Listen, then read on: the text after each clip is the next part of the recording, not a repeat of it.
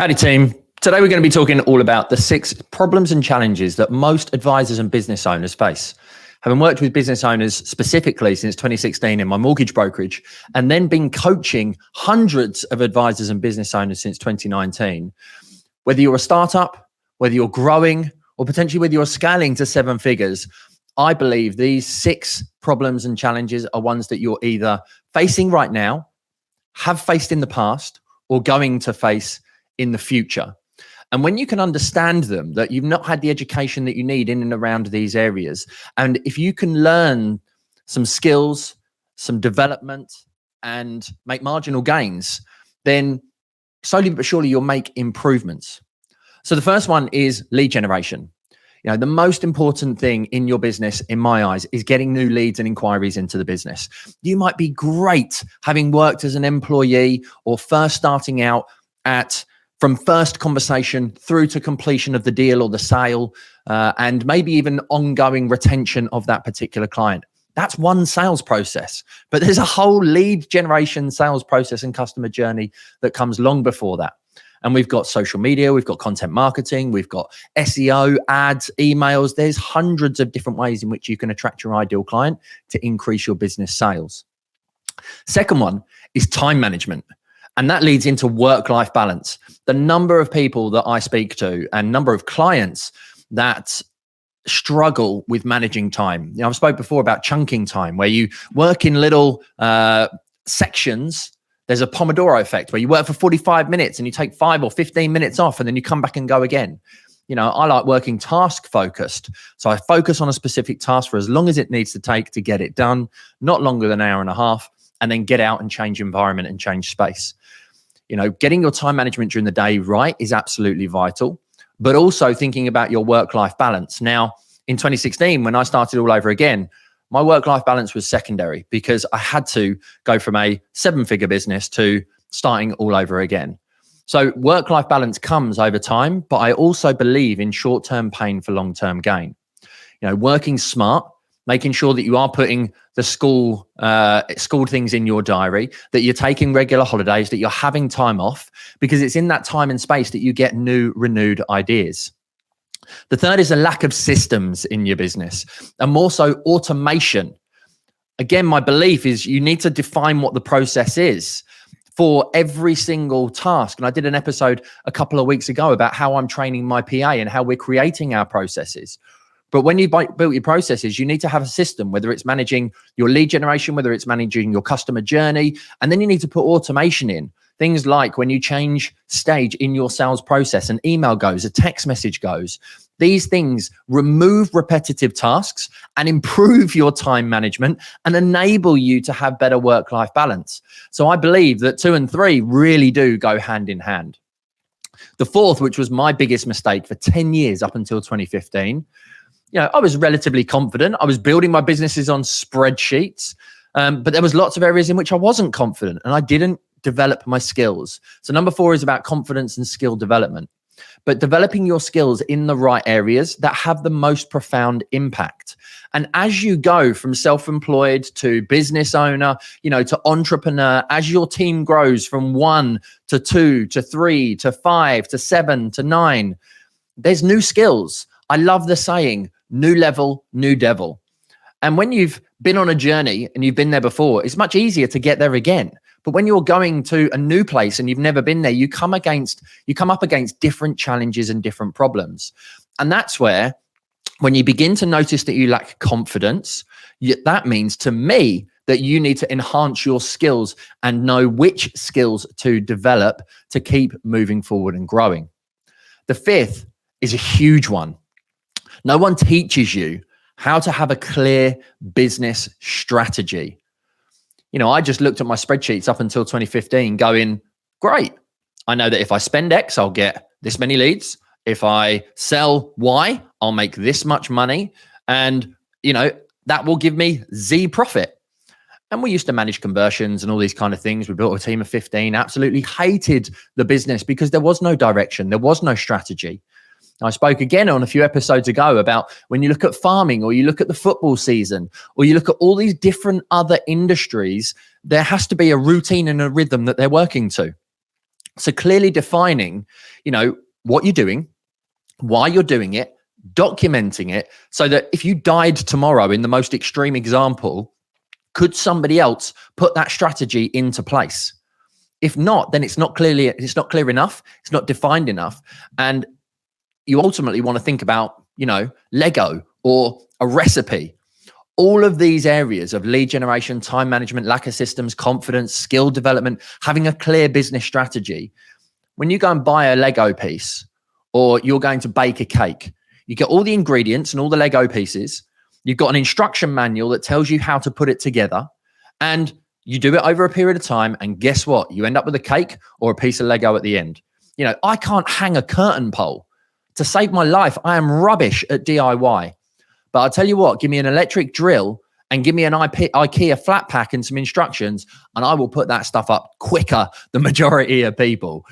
Because you need a process and you need a system in order to be able to follow. But if you haven't clearly defined where you want your business to be, then that is going to impact your growth, and it's going to impact the other 4 areas as well. Howdy team, I'm just quickly cutting in here to remind you that I am always running free trainings on Zoom to help you to generate leads, increase sales, and maximize your business profits. If we improve your mindset, we can improve your skill set, and it will help you to learn, develop, improve, and grow. So you can go to garydas.com/training to register for my next free session, or you can click the link in the show notes. Back to the show. The 6th and final one is the inconsistency and unpredictable nature, again, led by number 1, led by number 3, in your financial management, financial constraints that you face, and also your cash flow.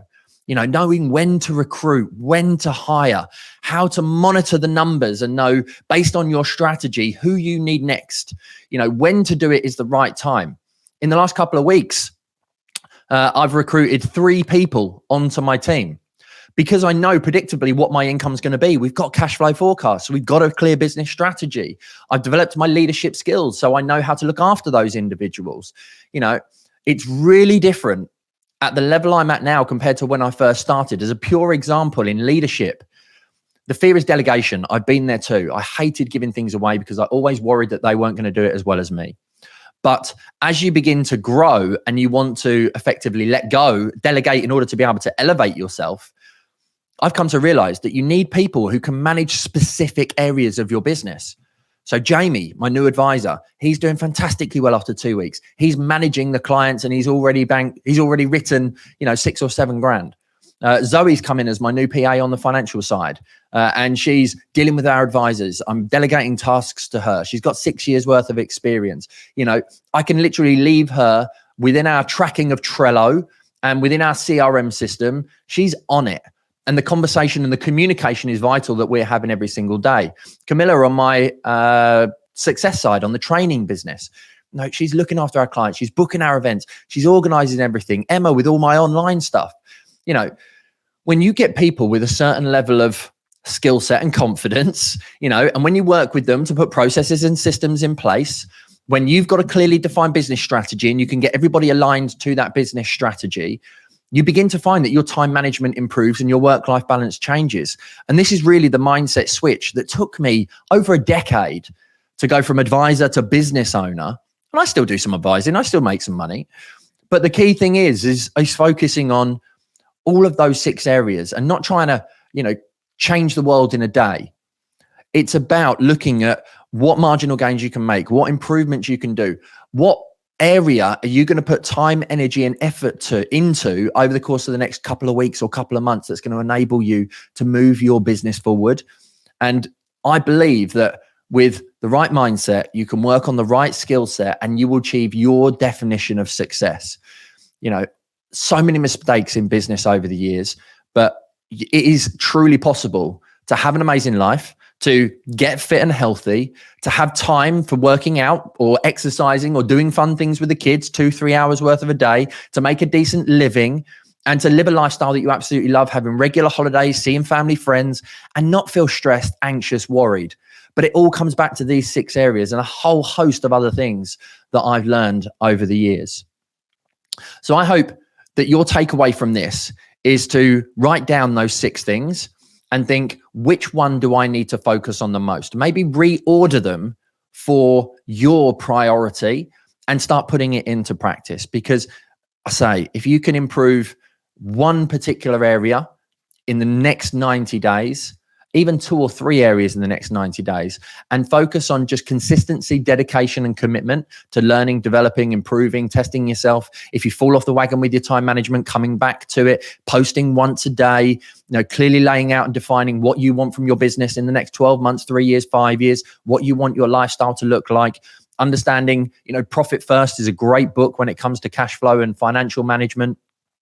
All of these things, there's so much knowledge and information out there. Sometimes it can be a wee bit overwhelming. So I'd like to take the opportunity to finish this off, to invite you to my next set of free trainings. They are all focusing on, a simple 4-step strategy to help you understand how to put these things into practice in your own life and in your business. If you've been to my trainings before, you know that I lead with a huge amount of value. My main thing is I want people to walk away with actionable steps that you can put into practice. You know the 6 areas now. I've given you some hints and tips, but I would love to take that to the next level. So you can go to garydas.com/training. Or alternatively, you can click the link in the show notes in the description to go and register your spot.